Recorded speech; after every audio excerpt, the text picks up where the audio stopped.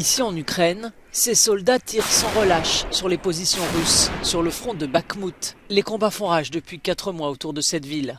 Elle est toujours tenue par les troupes de Kiev et assiégée par celles de Moscou. Le canon d'origine soviétique tire jusqu'à 37 km.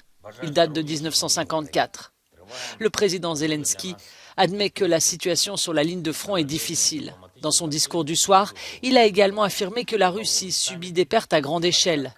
Kiev a récemment déclaré que les pourparlers avec Moscou ne reprendront que si l'intégrité territoriale de l'Ukraine est restaurée. Ici, le ministre de la Défense inspecte un poste de commandement des troupes russes. Sergueï Shoïgu remet aux militaires russes la médaille Gold Star et d'autres récompenses pour leur courage et leur héroïsme.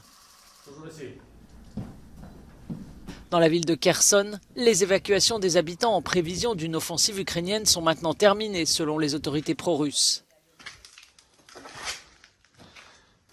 Mais dans la région, la police ukrainienne mène l'enquête à la recherche de signes de crimes de guerre.